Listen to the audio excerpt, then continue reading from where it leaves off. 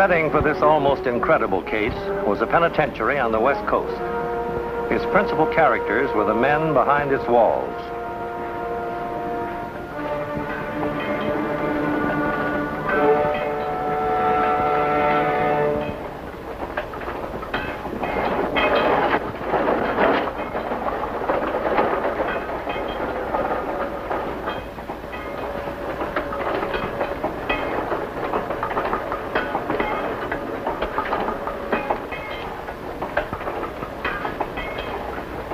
I got them done. Both plates, front and back. Don't forget to clean up in the dark room, Joe. It's only 10 minutes to closing time. Yeah, I know.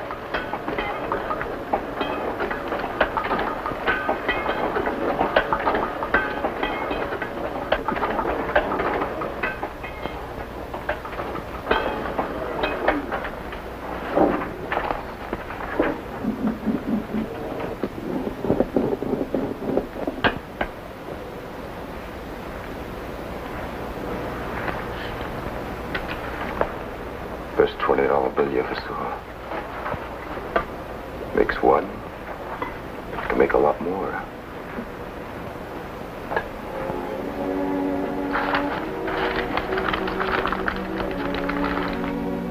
Men who make counterfeit money have been known to conceive elaborate schemes in order to print illegal currency without detection. In fact, counterfeit money has actually been made inside a penitentiary. And now, in my role as Chief of the United States Secret Service, I'm going to tell you of such a case and the story behind it. Treasury File 2474, United States Secret Service. The case of the man outside.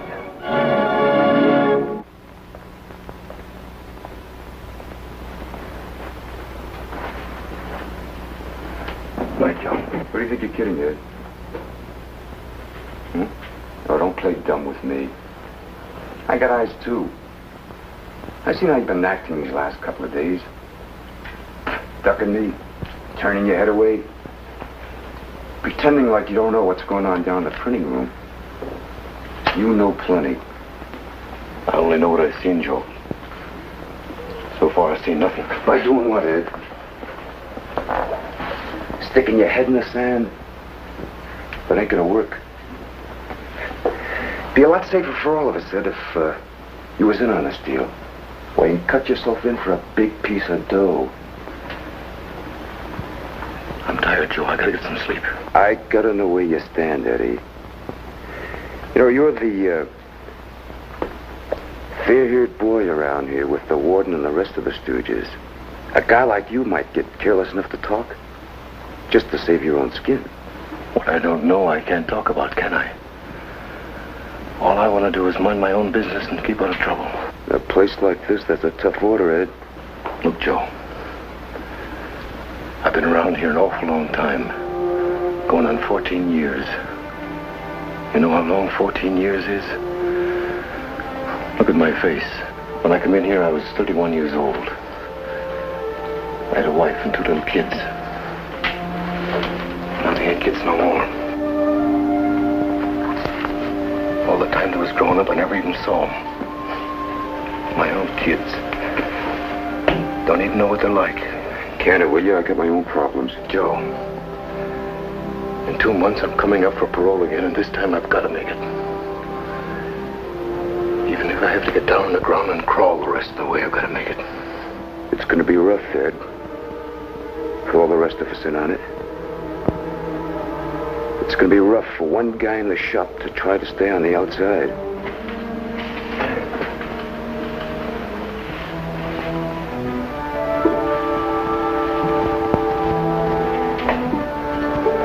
Night, Joe. I'll see you in the morning.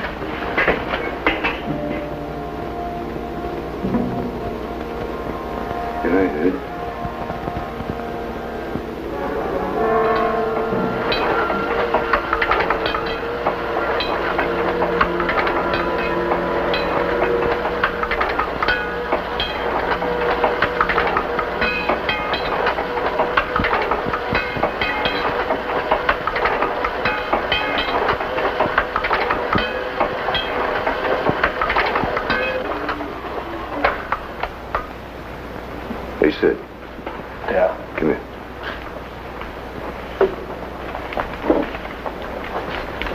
you get a chance, run off about 30 more.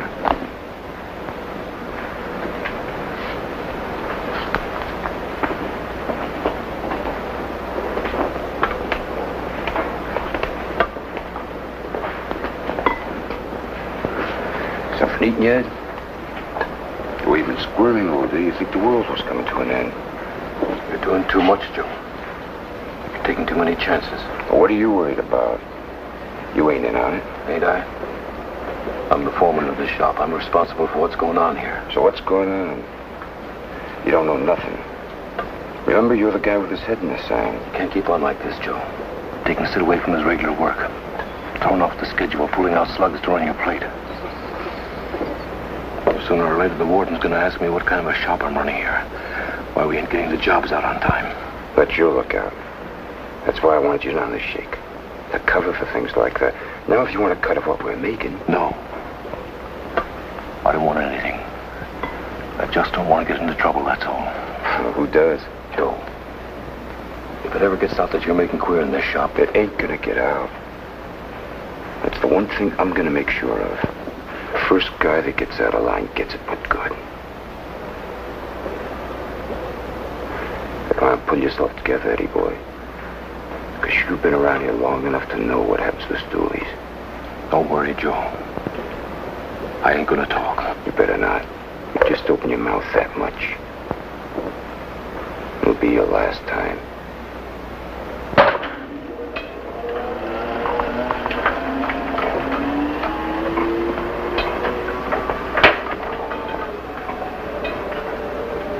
By using the press at times when regular printing runs were scheduled, Joe Navarre and his Confederates were able to print hundreds of counterfeit bills, which they concealed in various hiding places in the printing room until they could safely apply the finishing touches to their roughly made money and eventually get it through to a friend of Joe's on the outside.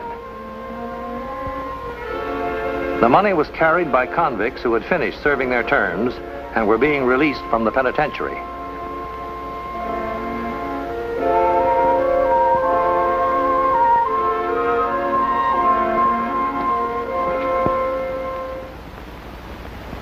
New Year's Eve, Herndon. That's when the first of these bills started to appear. In San Francisco, Oakland, Santa Barbara, and Los Angeles. According to our last report, they started to show up as far north as Salem, Oregon. Any leads on the paper or the ink? No, nothing that looks very promising. The paper is a medium-priced bond. The ink is a carbon black tinted over with green. On the whole, it's a pretty bad job, but it was good enough to be passed at night to cab drivers and cabaret owners. That's where most of it is turned up.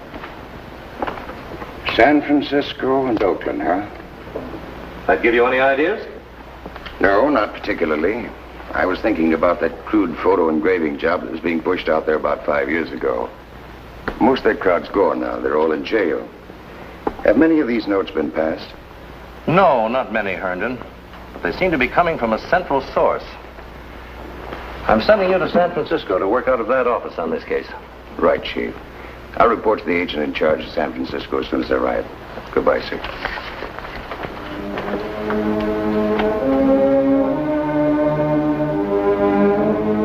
That's why I can't understand it, Emery. Jobs are being done poorly, work schedules are behind, supplies wasted.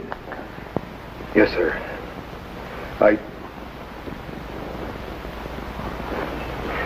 You seem to be upset about something. Any of the boys down there giving you a rough time? No, sir. The boys have been fine. You wouldn't be foolish enough to cover up something for them, would you? It'd be a serious mistake to try and protect men like Joe Navarre, Harry Wells, or anybody for that matter. You've worked too hard to put a black mark on your record after all these years.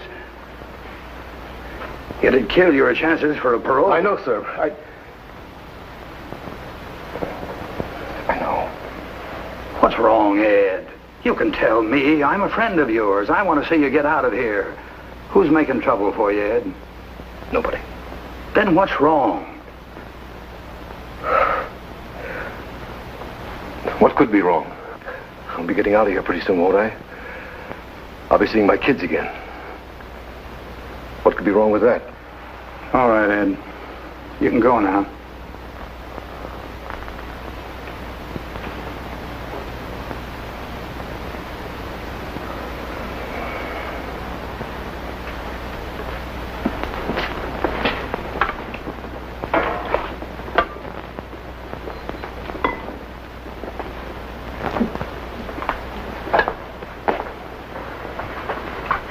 see? What the warden want to see you about? Just what I was afraid of. You don't like the way things are going down here. Says the men ain't doing their work. Oh, that's too bad. Joe, you gotta stop. You can't use the press no more. You kidding? We're just getting this operation rolling. Now with Sid on the outside, him and Kitty can really push this stuff. You gotta hold off for a while. You can't keep on like this. You'll kill my parole. Don't be a chump. You just keep your mouth shut and everything will be okay. Joe, you've got to stop. At least for a while, just till I get out of here. It's only 4 more weeks. In 4 weeks, I can print up 20 grand. But you can't. You'll get caught. So I'll get caught. That's a chance I'll take. And what about me? You get caught and I get stuck in here another 4 or 5 years, maybe. For something I didn't even do. It ain't right, Joe. It ain't fair. A lot of things ain't fair. I was 12 years old. My old man was struck by lightning. 2 weeks after that, my old lady runs off with a bootlegger from El Paso. A lot of things ain't fair, Ed. I mean, there's nothing you can do about them.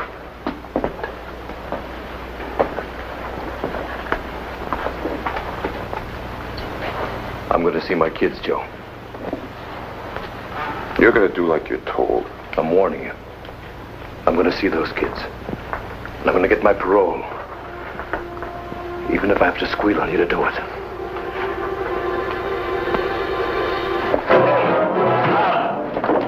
Hey, Jimmy, get him up here with the car. Hey, come on. Hey, get him up here. Come on. Hey, what's going on in here? What's the trouble? No trouble at all. He slipped on a piece of type. Landed kind of hard, that's all. Yeah? That what happened, Emery? Yeah, I just slipped, that's all. I'll be all right. Okay, break it up. Get back to work.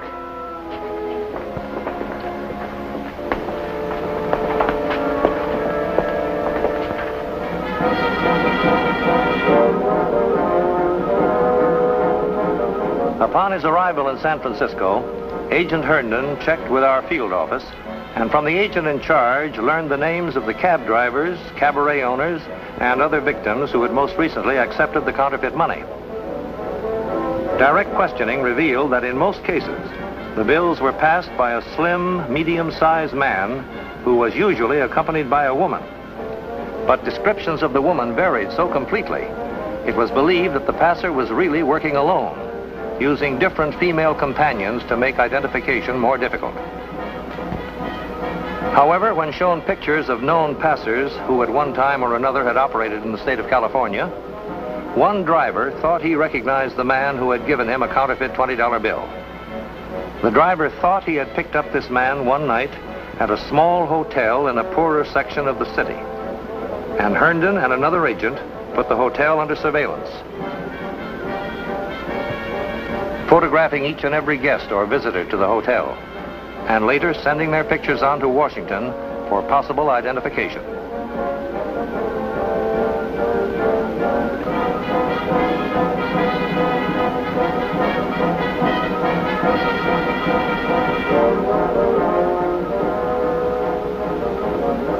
Yes, Herndon. I think we've come up with something on that blonde woman you photographed coming out of the hotel. Yes. Her name is Kitty Monroe, and she has a record. 2 convictions. One for forgery, and the other as an accessory in a counterfeiting ring. Yes, I want her kept under surveillance. I'll do it right away, Chief. Oh, and that man the cab driver identified. We have some new information on him. He was released 3 weeks ago from the state penitentiary.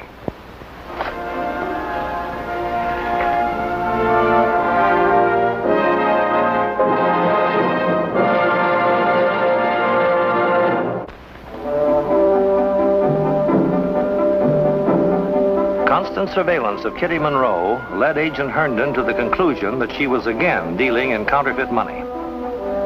2 known passers had been observed coming to her hotel and were later apprehended with counterfeit bills in their possession. They were crudely made 20s, the same kind as the ones we were investigating. But we still did not have a real lead on the source from which the money was coming. On April 9th, however, the first important clue materialized when Kitty Monroe accepted a briefcase on a street corner from an unidentified man.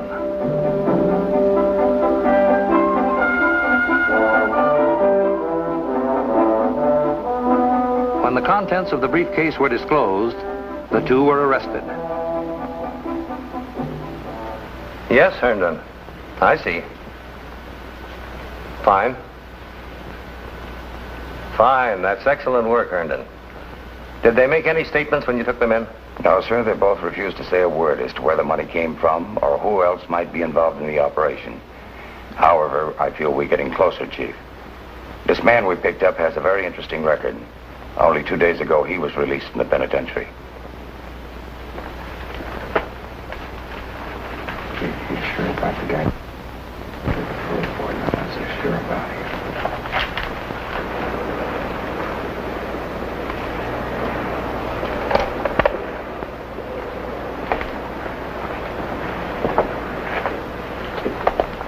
What's the matter? What's up? I just got a message from Sid through the grapevine. Sid? And he in Frisco? Clemson was picked up delivering that last batch of dough. He got Kitty, too. When? What did she say to the cops? Did she spill anything? How do I know? All I got was a message. Did she say anything about this? Will you shut up a second and let me think, huh? Sound like the whole world's coming to an end. Mine is, Joe. If they trace any of that dough back to this press, I'll get blamed for it. It'll kill my parole. Parole. That's all you can think about is parole, huh? Look, Buster. They get wise to this setup. That means a big rap for both of us. Besides, I got over 12 grand in bills made up around here. You gotta get rid of them, Joe. And the plates, too. You gotta get all that stuff out of here. Take your time. My little Kitty ain't gonna blab to the cops about me. And Clemson ain't either. How do you know they ain't? Because they ain't like you, Ed. They don't get panicky the minute something happens. And they don't start singing either. I've got to play it safe, Joe. I've only got a week to go and I'll be out of here. My wife's coming down from Portland to ride home with me. Joe, I'll take that stuff out. I'll pack it in with the trash and take it down to the incinerator. Are you going nuts or something? Why not? We can get rid of the plates. Give me that dough, you crazy fool! Closing time. Quick, get that dough back in there. Closing time. Come on, let's go. Make it snappy. Everybody out. Come on.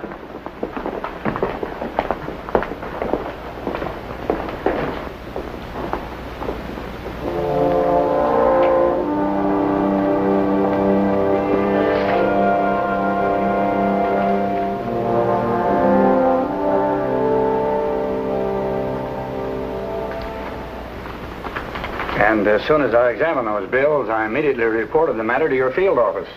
As far as I know, this is the first time counterfeit bills have ever been smuggled into the penitentiary.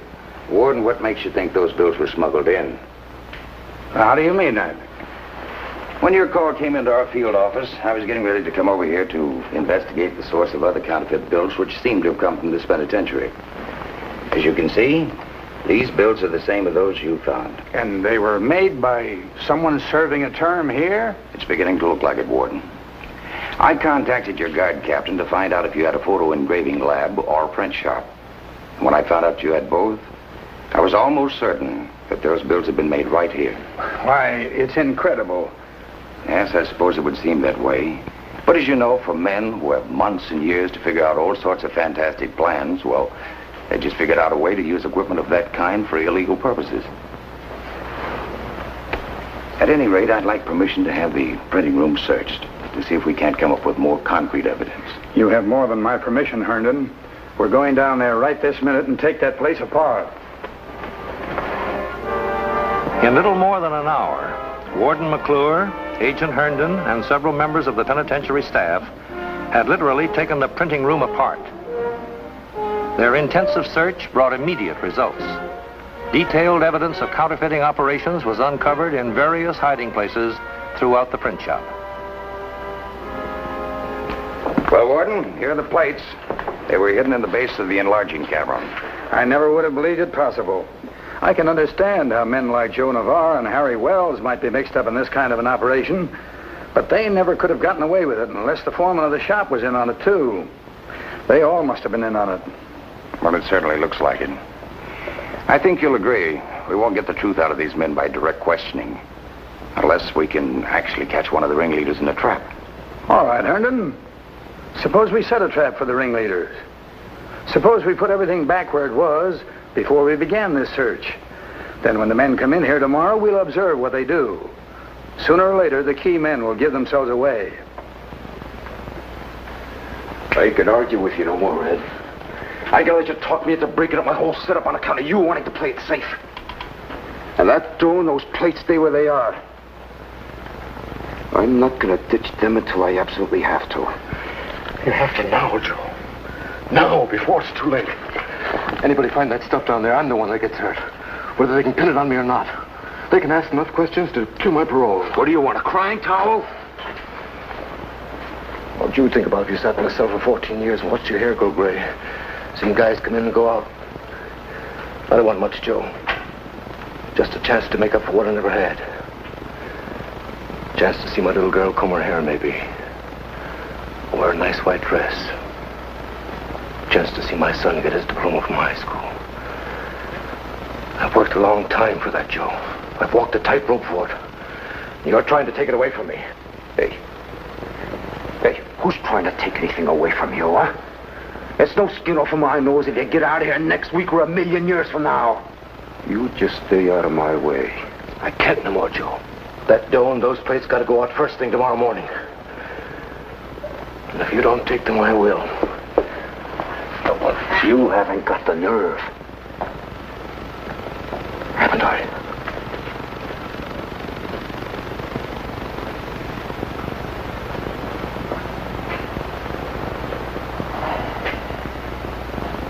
On the following morning, Agent Herndon, posing as a prisoner assigned to the engraving room, carefully observed the men who were working there in order to find out which ones were familiar with the hiding places for the counterfeit money and supplies, noting particularly the actions of Ed Emery, the foreman of the shop.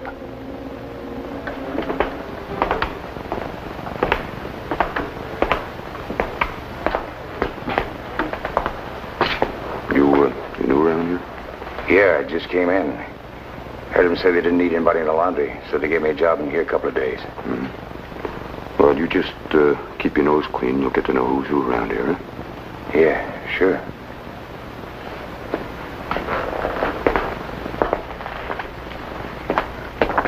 You change your mind? You change yours? No. Me neither.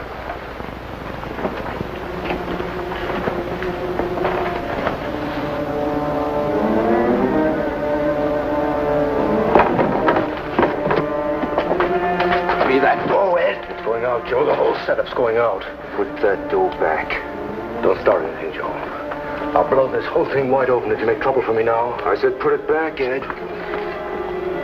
I'll talk, Joe. I'll tell the warden the whole story. You won't get the chance. Die! What's going on? Who are you? Secret Service, Joe.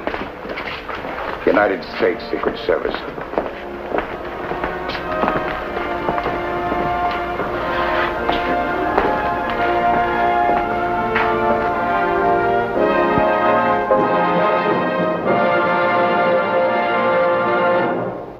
Joe Navarre, Kitty Monroe, and 5 other members of the counterfeit ring, which was operated from within the walls of the state penitentiary, were convicted and given prison sentences varying from 2 to 7 years. As for Ed Emery, it was established that he had no actual participation in the counterfeiting operations, and no criminal action was taken. However, under the circumstances, he was not recommended for parole for another 6 months. At that time, the board approved, and he was released and allowed to return home.